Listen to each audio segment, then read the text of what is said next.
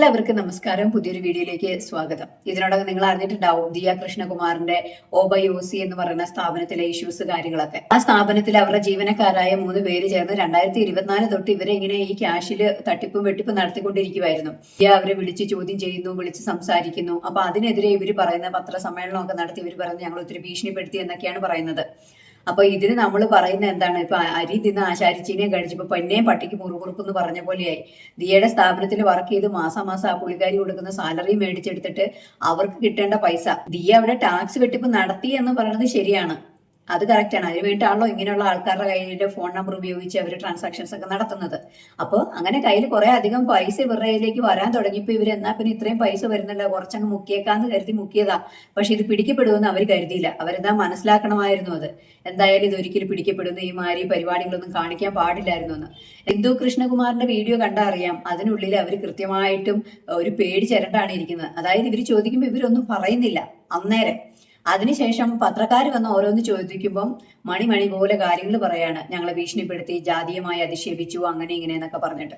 അപ്പൊ അന്നേരം അവരോട് പറഞ്ഞ് സംസാരിച്ച് നിൽക്കേണ്ടിരുന്ന അവർ നിൽക്കാതെ ഇപ്പൊ അവർ പറയുമായിരിക്കും ഞങ്ങൾ പേടി കൊണ്ട് അങ്ങനെ ചെയ്തു, പേടി കൊണ്ട് ഞങ്ങൾക്ക് അങ്ങനെ സംസാരിക്കാൻ പറ്റിയില്ല എന്നൊക്കെ അവർ പറയുന്നെങ്കിലും തൻ്റെ ഇടത്തോടെ പറയണമായിരുന്നു. അവർ തെറ്റ് ചെയ്തിട്ടില്ല എങ്കിൽ അവർ പറയണം, ഞങ്ങൾ തെറ്റ് ചെയ്തിട്ടില്ല, നിങ്ങൾ പറഞ്ഞത് പ്രകാരം തന്നെയാണ് ചെയ്തേക്കുന്നത്, ഞങ്ങളുടെ അക്കൗണ്ട് നിങ്ങൾക്ക് പരിശോധിക്കാം എന്നുള്ള കാര്യങ്ങൾ ഡീറ്റെയിൽ അവർക്ക് കൊടുത്ത് അവർ റെക്കോർഡ് ചെയ്യുവാണെന്ന് മനസ്സിലാക്കി തന്നെ അവർ ചെയ്യണമായിരുന്നു. അപ്പൊ അതിന്റെ അർത്ഥം അവരുടെ കയ്യിൽ തെറ്റിടുന്നത് തന്നെയാണ്. എന്നാൽ ഈ 3 പെൺകുട്ടികൾ ചേർന്ന് പത്രസമ്മേളനം നടത്തുമ്പം എനിക്ക് മനസ്സിലായ ഒരു കാര്യം, ജാതീയമായ കാര്യങ്ങൾ പറയുകയാണ് ഇവര്, രാഷ്ട്രീയം ഇതിലേക്ക് ഉൾപ്പെടുത്തുന്നുണ്ട്, ഭീഷണിപ്പെടുത്തി അങ്ങനെയുള്ള കാര്യങ്ങളൊക്കെ പറഞ്ഞ് ഇവര് ഇതിനെ വേറൊരു തരത്തിലേക്ക് കൊണ്ടുപോവാണ്. എന്നാൽ ഇതിന്റെ അവസാനം എന്താ, തെറ്റ് ചെയ്തു എന്നുള്ളത് തന്നെയാണ്. അവർ തന്നെ സമ്മതിക്കുന്നുണ്ട്, ഞങ്ങൾ പൈസ എടുത്തു, ഞങ്ങൾ 50,000 വെച്ച് വീതിച്ചെടുത്തു, ഇത്ര രൂപ വെച്ച് വീതിച്ചെടുത്തു എന്നൊക്കെ. എന്നിട്ട് പിന്നെ തെറ്റ് സമ്മതിച്ചിട്ട് പിന്നെ വന്നിരുന്നിട്ടുള്ള ഈ ന്യായീകരണം എവിടെയും വില പോകുമോ? പിന്നെ ഒരു സ്ഥാപനം, ഇപ്പൊ ഞാനൊരു സ്ഥാപനം നടത്തുക, എന്റെ സ്റ്റാഫ് എന്നെ ചതിച്ചു, അല്ലെ എന്നെ പറ്റിച്ചു, എന്നെ കുറെ പൈസ എടുത്തിട്ട് പോയി കഴിഞ്ഞു കഴിഞ്ഞാൽ ഒരു സ്ഥലത്ത് ഞാൻ പിടിച്ചു എന്നറിഞ്ഞാൽ ഞാൻ പിന്നെ ചക്കരയും മുത്തേന്ന് പറഞ്ഞ് അവരോട് സംസാരിക്കുമോ? ഇല്ല. നമ്മൾ ഓരോരുത്തരും അങ്ങനെയല്ലേ, നമ്മുടെ ആ ഒരു ദേഷ്യം നമ്മൾ കാണിക്കും. പിന്നെ തെറ്റ് ചെയ്തു എന്ന് സമ്മതിക്കുകയെ അതോടൊപ്പം ഇതിൽ നിന്ന് ഊരിപ്പോരാനുള്ള വഴിക്ക് വേണ്ടിയിട്ടാണോ ജാതീയമായിട്ടുള്ള അധിക്ഷേപം നടത്തി, അല്ലെ ഞങ്ങളെ അങ്ങനെ ചെയ്തു ഇങ്ങനെ ചെയ്തു, ഞങ്ങളുടെ വസ്ത്രത്തെ പിടിച്ചു വലിച്ചു എന്നൊക്കെ പറയുന്നത്. ഇപ്പൊ അശ്വിൻ രാത്രിയിലൊക്കെ ഫോൺ വിളിച്ചിട്ട് സംസാരിക്കുമായിരുന്നെന്ന്, അയാൾ പൂവാലനാന്നൊക്കെ. ഇതൊക്കെ എന്തുവാണ് നിങ്ങൾ പറഞ്ഞു കൂട്ടുന്നത്? അയാളെല്ലാം വളച്ചൊടിക്കുമ്പോൾ സത്യം ഒരു സ്ഥലത്ത് നിൽക്കുവാണെന്നുള്ള കാര്യം മറക്കാതിരിക്കുക. എന്തായാലും നമുക്ക് ആ വീഡിയോയിലെ കുറച്ച് ഭാഗങ്ങളൊന്ന് കണ്ടു നോക്കാം. അപ്പോൾ ഭീഷണിപ്പെടുത്തിയെന്ന ആരോപണത്തിൽ ഉറച്ചു നിൽക്കുക തന്നെയാണ്. നിൽക്കുന്നു. ഇത് ഈ നിങ്ങളുടെ അക്കൗണ്ടിലേക്കാണ് പണം വന്നിരിക്കുന്നത്. അപ്പോൾ അതിൻ്റെ അങ്ങനെ ഒരു സാഹചര്യം ഉണ്ടായത് എങ്ങനെയാണ്? ദിയക്ക് ടാക്സിൻ്റെ ഇഷ്യൂസ് ഉള്ളതുകൊണ്ട് ദിയാണ് പറഞ്ഞത് നമ്മൾ ഇങ്ങനെ വീക്ക്ലി ഞാൻ എന്നാണ് ഓഫീസിൽ വരുന്നത് നിങ്ങൾ പ്രോഡക്റ്റ് ഒക്കെ ഫോട്ടോ എടുക്കാൻ വേണ്ടി കൊടുത്തു വിടത്തില്ല, അതിൻ്റെ കൂട്ടത്തിൽ കുറേ സെൽഫ് അറ്റസ്റ്റ് കവറിൽ റാപ്പ് ചെയ്ത് ക്യാഷ് കൊടുത്തു വിട്ടാൽ ആദ്യം ദിയ തന്നെയാണ് നമ്മുടെ പറഞ്ഞത്. പിന്നീട് ഈ പ്രശ്നങ്ങളൊക്കെ ഉണ്ടായത് ഏത് ഘട്ടത്തിലാണ് നിങ്ങളും ദിയ എന്നുള്ള സാഹചര്യം എത്തിയപ്പോഴാണ് ദിയയ്ക്ക് പുതിയൊരു സ്റ്റാഫിനെ കണ്ടുപിടിക്കുന്നത്, അവരെ ഇനി ഇത്രയും കാര്യങ്ങൾ പഠിപ്പിച്ചെടുക്കുന്നത് ദിയയെ സംബന്ധിച്ച് കുറച്ച് പ്രയാസകരമായ കാര്യമാണ്. അപ്പോൾ പേഴ്സണൽ റിവെഞ്ച് തന്നെയാണ് ഇതിന് കാരണം. അപ്പോൾ നിങ്ങൾ പറഞ്ഞു ഓവർ ടൈം ഡ്യൂട്ടി എടുക്കേണ്ടി വന്നു, അതിന് പഠിച്ചവർത്തുന്ന ഒരു സമീപനം ഉണ്ടായി. അതുകൊണ്ട് ജാതീയമായിട്ട് സംസാരിക്കുന്നതുകൊണ്ട് നമ്മൾ എത്ര തന്നെ ചെയ്താലും ദിയ നമ്മളെങ്ങനെ, ദിയയ്ക്ക് എന്ന് പറഞ്ഞ ഒരു ഡോഗിനെയാണ് ആവശ്യം, അങ്ങനെ നിൽക്കണം ഒരാൾ. ദിയ എന്ത് പറയുന്നു അത് മാത്രം കേൾക്കുക, നമുക്കൊരു തിരിച്ചൊരു അഭിപ്രായം ഉണ്ടാവാൻ ദിയയുടെ അടുത്ത് പാടില്ല. ദിയ എന്താണോ നമ്മൾ അക്സെപ്റ്റ് ചെയ്യുക, ദിയയുടെ കൂടെ മൂവ് ചെയ്യുക, വേറെ ഒന്നും ദിയയ്ക്ക് പറ്റത്തില്ല. അല്ല, ഞാൻ ഒരു കാര്യം ചോദിച്ചോട്ടെ, ആ സ്ഥാപനത്തിന്റെ ഓണറല്ലേ ദിയ? അപ്പൊ ദിയയുടെ ഇഷ്ടപ്രകാരമല്ലേ ആ സ്ഥാപനം റൺ ചെയ്യണ്ടേ? അല്ലാതെ ദിയയുടെ സ്റ്റാഫിന്റെ ഇഷ്ടപ്രകാരമാണോ സ്ഥാപനം റൺ ചെയ്ത് മുമ്പോട്ട് പോകേണ്ടത്? നമ്മുടെ ഒരു അഭിപ്രായം അവർ കേൾക്കില്ല എന്ന് പറയുന്ന അർത്ഥം അവർ ആ സ്ഥാപനത്തിന്റെ ഉടമയായതുകൊണ്ടല്ലേ? എന്റെ സ്ഥാപനം ഞാനല്ലേ നടത്തുന്നത്, എന്റെ അഭിപ്രായങ്ങളല്ലേ അവിടെ വരേണ്ടത്. അതിന് ഞങ്ങളുടെ അഭിപ്രായം കേൾക്കില്ലെന്ന് സ്റ്റാഫ് പറഞ്ഞാൽ അതിൽ എവിടെയുണ്ട് ന്യായം? രാത്രി 1 മണി 2 മണിക്കൊക്കെ വിളിക്കും. എന്താ വിളിച്ചിട്ട് എന്താ പറയാ? ആ പ്രോഡക്റ്റ് ആ സമയത്ത് കൊടുക്കണം, ഈ സമയത്തൊക്കെ കൊടുക്കണം. രാത്രിയിലും വിളിച്ചുകൊണ്ടേയിരിക്കും. രാത്രി വിളിച്ചില്ലെങ്കിൽ രാവിലെ വഴക്കുണ്ടാക്കും. പെൺകുട്ടികളുടെ നമ്പറിൽ രാത്രി 2 മണിക്ക് 3 മണിക്ക് വിളിച്ചിട്ടാണ് ഇത് പാക്ക് ചെയ്തോ അത് പാക്ക് ചെയ്തോ ദിയയുടെ ഹസ്ബൻഡ് നമ്മുടെ ചോദിക്കുന്നത്. അപ്പോൾ എന്തിനാണ് ഇപ്പോൾ ഓഫീസ് കാര്യങ്ങളൊക്കെ ഒരു ടൈം കഴിഞ്ഞപ്പോൾ എല്ലാവരും പെൺകുട്ടികളെ ഇപ്പോൾ എന്തിനാണ് വിളിക്കുന്നത്? ഇപ്പോൾ എന്തെങ്കിലും കാര്യങ്ങളുണ്ടെങ്കിൽ രാവിലെ നേരം വിളിക്കട്ടെ, അതുപോലെ അവർക്ക് ക്ഷമയില്ല. അവർക്ക് രാത്രി 1 മണി 2 മണിയൊക്കെ ആകുമ്പോൾ വിളിച്ചിട്ട് ഹലോ എന്ത് ചെയ്യുന്നു, ഇങ്ങ് പൂവാലന്മാരെ പോലെയാണ് സംസാരിക്കുന്നത്. അതെ, അതുപോലെയാണ് സംസാരിക്കുന്നത്. ഹസ്ബൻഡിന്റെ ഭാഗത്തുനിന്ന് വളരെ മോശം അനുഭവം ഉണ്ടായിരുന്നു. വളരെ മോശമായിട്ട് അല്ലെങ്കിൽ പോലും ഇങ്ങനെ പാതിരാത്രി വിളിച്ച് ശല്യപ്പെടുത്തുന്നതൊക്കെ വളരെ മോശമായ ഒരു കാര്യം തന്നെയാണ്. അപ്പോൾ നിങ്ങൾ പറയുന്നുണ്ടായി ഇത്തരത്തിൽ അവർ ഉന്നയിക്കുന്ന ആരോപണം വലിയൊരു തുക നിങ്ങൾ തട്ടിച്ചു, QR കോഡ് തട്ടിപ്പ് നടത്തിയെന്നൊക്കെയാണ്. അതിന് തെളിവില്ലല്ലോ, 69 ലക്ഷം നമ്മൾ എടുത്താൽ തെളിവില്ലല്ലോ. അങ്ങനെ എടുത്തെങ്കിൽ അവർ ഞങ്ങളുടെ ക്യാഷ് ആയിട്ട് മേടിച്ചില്ല എന്ന് അവർക്ക് എന്താണ് തെളിവുള്ളത്? അപ്പോൾ അതിപ്പോൾ അന്വേഷിക്കണ്ടേ? ഇപ്പം കൃഷ്ണകുമാർ പറയുന്നത് അവരുടെ കയ്യിൽ തെളിവുണ്ട്, അതായത് നിങ്ങൾ കുറ്റം സമ്മതിപ്പിക്കുന്ന ഒരു തെളിവുണ്ട്. നിർബന്ധിപ്പിച്ചെടുത്ത് ഭീഷണിപ്പെടുത്തി വീഡിയോ ആണ്, ഞങ്ങളെ കൊല്ലുമെന്ന് ഭീഷണിപ്പെടുത്തി ഞങ്ങളുടെ ഓരോ വീഡിയോസ് ഓരോ ആംഗിളിൽ നിന്ന് 5 പേര് 5 വ്ളോഗ് എടുക്കുവാണ് നാളത്തെ യൂട്യൂബിലെ ട്രെൻഡിങ് ആയിട്ട്. പിന്നെ നമ്മൾ എന്തായാലും പേടിക്കും, നമ്മൾ സാധാരണക്കാരല്ലേ, നമുക്ക് വീഡിയോ ഒന്നിട്ട് റീച്ച് ചെയ്യാനുള്ള ടൈമില്ല. ഈ തട്ടിക്കൊണ്ടുപോയി എന്ന് പറഞ്ഞാൽ ആ സംഭവം ഒന്ന് വിശദീകരിക്കാമോ? പറയുന്നത് രാവിലെ നമ്മളെ ദിയയുടെ ഫ്ലാറ്റിലാണ് അവർ വിളിച്ച് വരുത്തുന്നത്. ദിയ എടുത്ത് സംസാരിക്കും, നിങ്ങൾ 5 ലക്ഷം രൂപ തന്നു കഴിഞ്ഞാൽ നിങ്ങൾ എനിക്ക് ജോലിയിൽ നിന്ന് മാറിപ്പോയി നഷ്ടപരിഹാരമായിട്ട് ഞാൻ കരുതാം, എനിക്ക് 5 ലക്ഷം രൂപയുടെ ചെക്കോ ക്യാഷോ ആയിട്ടാണ് വേണ്ടത്. അപ്പോൾ ഞങ്ങളുടെ കയ്യിൽ പെട്ടെന്ന് അങ്ങനെ ഒരു പൈസ സെറ്റ് ചെയ്യാൻ പറഞ്ഞാൽ നമ്മുടെ കയ്യിലില്ല. അപ്പോൾ അവൾ തന്നെയാണ് പറഞ്ഞത്, നിങ്ങളുടെ കയ്യിലും കഴുത്തിലൊക്കെ ഉണ്ടല്ലോ, അതൊക്കെ എടുത്ത് വിട്ടിട്ട് കൊണ്ടുവരാം. അപ്പോൾ രാവിലെ ബാങ്ക് തുറക്കുന്ന ഒരു ടൈമാണ് ദിയ എടുത്ത് ഞങ്ങൾ ചോദിച്ചത്. അത്രയും പണയം വെക്കുന്നതിൻ്റെ പ്രൂഫുണ്ട്, പണയം വെച്ചതിൻ്റെ തുണ്ടുകൾ നമ്മുടെ കയ്യിലുണ്ട്. അതെല്ലാം കൊണ്ട് ദിയയുടെ കയ്യിൽ കൊടുക്കുകയാണ്. ദിയ പൈസ വാങ്ങി കയ്യിൽ മേടിച്ചതിന് ശേഷമാണ് ഇത്രയും ആൾക്കാരെ വിളിച്ചു വരുത്തി. ഡ്രൈവർമാർ ഉൾപ്പെടെ എല്ലാം 1 മുതൽ 8 വരെയുള്ള ആൾക്കാർ ഉൾപ്പെടുന്നുണ്ടായിരുന്നു. അവരെല്ലാവരും വീഡിയോസ് എടുക്കുന്നുണ്ടായിരുന്നു, നമ്മളെല്ലാവരും ഭീഷണിപ്പെടുന്നുണ്ടായിരുന്നു, അടിക്കാൻ വരുന്നുണ്ടായിരുന്നു. കൃഷ്ണകുമാർ ഞങ്ങളുടെ ഡ്രസ്സൊക്കെ പിടിച്ച് വലിച്ച് നന്നായിട്ട് ചീത്ത വിളിച്ചു. ഞങ്ങൾ അസോൾട്ട് ചെയ്യാനും ശ്രമിച്ചിട്ടുണ്ടായിരുന്നു. ഈ നമ്മൾ തിരിച്ച് ലാസ്റ്റ് അവിടെ നിന്ന് ഇറങ്ങുമ്പോൾ കൃഷ്ണകുമാർ നമ്മുടെ പറഞ്ഞ ഒരു കാര്യം അതാണ്, നീയൊക്കെ ഇവിടെ നിന്ന് ചിരിച്ചിട്ട് ഇറങ്ങുമ്പോൾ എനിക്കറിയാം നീയൊക്കെ ഏതറ്റം വരെ പോകുമെന്ന്. നിന്റെ പാർട്ടിക്കാരെ കൊണ്ട് ഒന്നും നടക്കാൻ പോകുന്നില്ല, ഇവിടെ ഭരിക്കുന്നവരൊന്നും എന്നെ ഒരു ചുക്കും ചെയ്യാൻ പോകുന്നില്ല. ഞാൻ കേന്ദ്രത്തിൽ പിടിപാടുള്ള ആളാണ്, എനിക്ക് എവിടെ പോയി എന്ത് ചെയ്യണോ, നിങ്ങൾ എവിടെ അകത്താക്കണമെന്ന് നമുക്കറിയാമെന്ന് പറഞ്ഞു.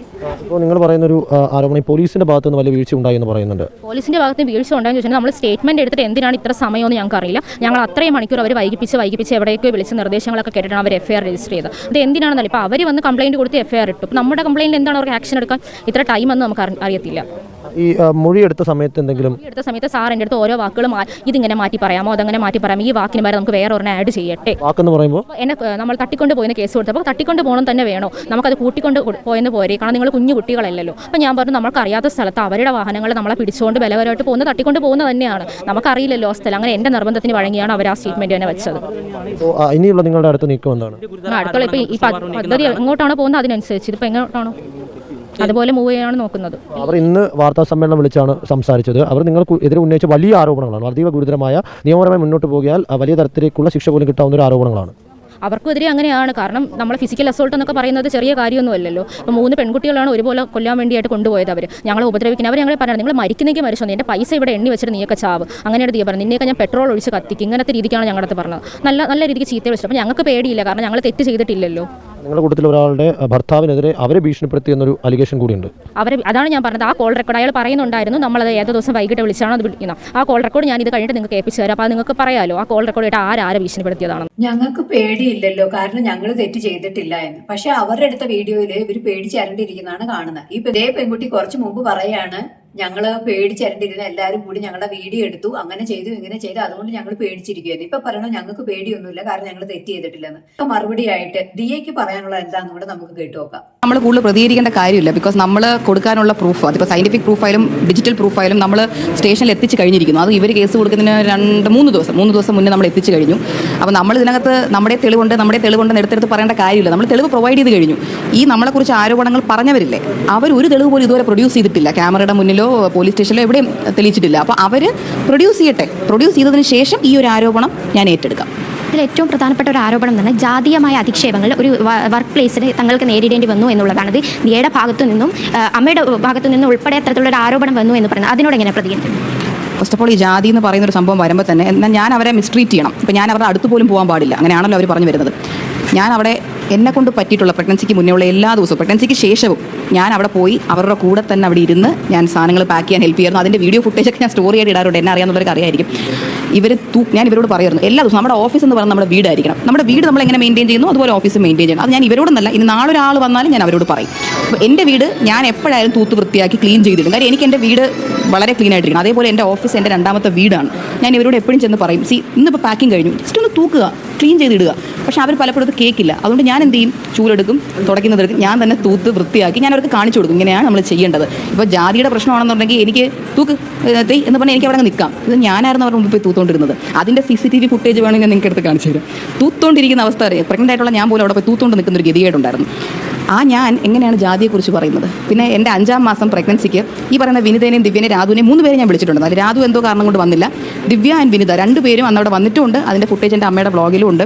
പിന്നെ അതല്ലാതെ നമ്മുടെ കൂടെ ഇരുന്നാണ് അവർ ഫുഡ് കഴിച്ചതും. പ്ലസ് സ്റ്റേജിൽ കയറി സുമംഗലി ആയിട്ടുള്ളവർ, അതായത് കല്യാണം കഴിഞ്ഞിട്ടുള്ളവർ ഒരു പൂജ ചെയ്യണം എന്നെ. ആ പൂജയ്ക്ക് പോലും അയാളോട് മാറിയിരിക്കുന്നുണ്ടെങ്കിൽ എല്ലാവരും വന്നത്, ഞാൻ പറഞ്ഞിട്ട് വിനിത മാറിയിരിക്കുന്നെങ്കിൽ വാ എന്ന് പറഞ്ഞ് ഞാൻ വിളിച്ച് അയാൾ വന്ന് സ്റ്റേജിൽ കയറി പൂജ ചെയ്യുന്നതിൻ്റെ വീഡിയോയും ഫോട്ടോയൊക്കെ ഉണ്ട്. അപ്പോൾ നമുക്കൊരു ജാതിയുടെ പ്രശ്നം ഉണ്ടെങ്കിൽ ഫസ്റ്റ് ഓഫ് ഓൾ ആ ഫംഗ്ഷൻ നമ്മൾ വിളിക്കുമോ? ഇല്ല. രണ്ടാമത് നമ്മുടെ ഇവിടെ നിന്ന് ഫുഡ് കൊടുക്കുമോ? ഇല്ല. മൂന്നാമത് എൻ്റെ ഫാമിലി മെമ്പേഴ്സ് കയറുന്ന സ്റ്റേജിൽ എന്തിനും ഞാൻ ആ കുട്ടിയെ കയറ്റി എനിക്ക് ജാതികാരുടെ പ്രശ്നം ഉണ്ടെങ്കിൽ ഞാൻ എൻ്റെ ഫാമിലി മെമ്പറിനെ പോലെ കണ്ടതുകൊണ്ടല്ലേ നമ്മൾ ഇത്രയും നാൾ വിശ്വസിച്ച ഒരാളെ ഏൽപ്പിക്കുന്നത്. അങ്ങനെയാണല്ലോ നമ്മൾ പറ്റിച്ചിരിക്കുന്നത്. ഇതിനെല്ലാത്തിനും ഒരു തെളിവ് അവർ പ്രൊഡ്യൂസ് ചെയ്യട്ടെ. അന്ന് ഈ ആരോപണങ്ങൾ ഞാൻ ഏറ്റെടുക്കാം. പിന്നെ മറ്റൊരു കാര്യം, ഈ QR കോഡ് മാറ്റി എന്ന് പറയുന്നുണ്ട്. പക്ഷേ ഇപ്പോൾ അവർ പ്രതികരിക്കുന്നത് നമുക്ക് മനസ്സിലാക്കാൻ സാധിക്കുന്നത് ദിയ തന്നെ പറഞ്ഞിട്ടാണ് അത്തരത്തിൽ പേഴ്സണൽ അക്കൗണ്ട് ടാക്സുമായി ബന്ധപ്പെട്ട് ഒരു വിഷയം വരും, അതുകൊണ്ട് ദിയ തന്നെ പറഞ്ഞിട്ടാണ് അത്തരത്തിൽ മാറ്റിയതെന്നാണ്. അതിനോട് എങ്ങനെയാണ്? ഞാനിപ്പോൾ ഇത്രയും നേരം പറഞ്ഞത് തന്നെയാണ്. അവർ ഈ പറഞ്ഞതെല്ലാം എല്ലാവരും കേട്ടത് തന്നെയാണ്. തെളിവ് പ്രൊഡ്യൂസ് ചെയ്തിട്ട് അവർ ഈ പറഞ്ഞത് പറയട്ടെ. ടാക്സ് വെട്ടിക്കാൻ ഞാൻ അവരോട് പൈസ കൊണ്ടുവരാൻ പറഞ്ഞു, എന്തെങ്കിലും ഒരു വാട്സാപ്പ് ചാറ്റോ ഒരു വോയിസ് നോട്ടോ, അല്ലെങ്കിൽ അവർ സൈബറിൽ കേസ് കൊടുത്തു കഴിഞ്ഞാൽ നമ്മൾ തമ്മിലുള്ള കോൾസ് കിട്ടുമല്ലോ, ടാപ്പ് ചെയ്യാൻ പറ്റുമല്ലോ, നമ്മൾ തമ്മിലുള്ള സംസാരിച്ചിട്ടുള്ളതല്ല ഏതെങ്കിലും ഒന്നിലെങ്കിലും എടോ ഇന്ന് നിങ്ങൾ നിങ്ങളുടെ തന്നെ പൈസ മേടിച്ചോ, എനിക്ക് വേണ്ട എന്ന് ഞാൻ പറഞ്ഞിട്ടുണ്ടെങ്കിൽ അത് കൊണ്ടുവരാൻ പറയട്ടെ. പിന്നെ എല്ലാ ദിവസവും വൈകുന്നേരം അവർ എനിക്ക് ക്യാഷ് എടുത്ത് തരുന്നുണ്ടായിരുന്നു പറഞ്ഞു, അതും വിഡ്രോ ചെയ്ത് എടുത്ത് തരുന്നു എന്നാണ് പറഞ്ഞത്. അതായത് ഗൂഗിൾ പേയും അല്ല. അപ്പോൾ വിഡ്രോ ചെയ്ത് എടുത്തെങ്കിൽ അത് വിഡ്രോ ചെയ്യുന്നതിൻ്റെ തെളിവ് അവരുടെ സ്റ്റേറ്റ്മെൻറ്റിൽ വേണം. അറ്റ്ലീസ്റ്റ് അത് നമ്മൾ ആരും മന്ദബുദ്ധികളല്ല, അല്ലെങ്കിൽ കോമൺ സെൻസ് ഉണ്ട്. ആ സ്റ്റേറ്റ്മെൻറ്റ് അവരുടെ അതിൽ വ്യക്തമായ ഒരു തെളിവ് കാണിക്കണം. രണ്ടാമത്, ഏത് ATM നിന്ന് അവരെടുത്തു, ആ ATM CCTV ഫുട്ടേജ് എല്ലാ ദിവസവും വൈകുന്നേരം ഇവർ 3 പേരിൽ ഏതെങ്കിലും ഒരാൾ ആ ATM കയറി ക്യാഷ് എടുക്കുന്നതിൻ്റെ ഫുട്ടേജ് പുറത്തു വിടുക. നമുക്ക് ഈ ആരോപണങ്ങളൊക്കെ അങ്ങ് സമ്മതിക്കാം. മറ്റൊരു വിഷയം, ഈ ദിയയുടെ അച്ഛൻ കൃഷ്ണകുമാറും ഇത്തരത്തിൽ ഇവരെ ഫോൺ വിളിച്ച് വളരെ മോശമായ രീതിയിൽ സംസാരിക്കുന്ന ഒരു ഓഡിയോ ക്ലിപ്പ് അടക്കം മാധ്യമങ്ങളുടെ മുന്നിൽ അവർ പറഞ്ഞിട്ടുണ്ട്. അപ്പോൾ അത് അത്തരത്തിലുള്ളൊരു സംസാരം ഉണ്ടായോ? ഇവിടെ വന്ന സാഹചര്യത്തിൽ അത്തരത്തിലുള്ളൊരു പെരുമാറ്റം ഉണ്ടായിരുന്നു? ഈ മോശമായി സംസാരിക്കുന്നു എന്ന് അവർ ആരോപിച്ച വോയിസ് നോട്ട് അവർ തന്നെ കേൾപ്പിച്ചായിരുന്നു. അത് കേട്ടതിൽ വെച്ചപ്പോൾ ഞാനൊരു ഇതിനകത്ത് കഥയിലുള്ള ഒരാളല്ല, പുറത്തുള്ള ഒരാളാണെങ്കിൽ എൻ്റെ ഫ്രണ്ടിനോട് ആരെങ്കിലും ഇതുപോലെ പെരുമാറി അവരുടെ അച്ഛനായാലും ഇതുപോലെ വിളിച്ച് സംസാരിക്കത്തുള്ളൂ. അല്ലാതെ പ്രഗ്നൻ്റ് ആയിട്ടുള്ള എന്നെ രാത്രി വിളിച്ചിട്ട് അവർ പറയുന്ന സാധനങ്ങളൊക്കെ ഞാൻ പേപ്പറിൽ എഴുതി കൊടുക്കണം എന്ന് പറഞ്ഞ് എന്നെ ഭീഷണിപ്പെടുത്തി. അപ്പോൾ ഞാനത് എൻ്റെ അച്ഛൻ പിന്നെ അവരെ വിളിച്ച് എന്ത് പറയണം? സാർ അങ്ങനെയൊന്നും പറയരുത് എന്ന് ഒരു അച്ഛനും പറയില്ലല്ലോ. അത്രേ എൻ്റെ അച്ഛൻ ചെയ്തുള്ളൂ. എൻ്റെ അച്ഛൻ മോശമായി ഒരു വാക്ക് പോലും അകത്ത് ഉപയോഗിച്ചിട്ടില്ലല്ലോ. നിങ്ങളെല്ലാവരും കേട്ടതാണല്ലോ. അത്രയേ ഉള്ളൂ. അവർക്ക് അതിനപ്പുറമുള്ളൊരു തെളിവ് അവരുടെ ഇല്ല. ഇപ്പോൾ എന്തെങ്കിലും ചോദിച്ചാലും എന്നെ വിളിച്ചു, അത് പറഞ്ഞു, ഇത് പറഞ്ഞു എന്ന് പറയും. ശരി, എന്ത് പറഞ്ഞു എന്ന് ചോദിച്ചു കഴിഞ്ഞാൽ ഇത്രയ്ക്ക് നമ്മുടെ കയ്യിലുള്ളൂ. അവർക്ക് അത്രേ പ്രൊഡ്യൂസ് ചെയ്യാൻ പറ്റും. ആൻഡ് ഓൾസോ ഇവിടെ വന്നതും പിന്നെ ഇത്രയും നാൾ അവർ വർക്ക് ചെയ്തതും എനിക്ക് 3 പേരെ അറിയാം. അവർ അന്ന് ഇവിടെ വന്നതും ഈ 3 വ്യക്തികളെ അല്ല.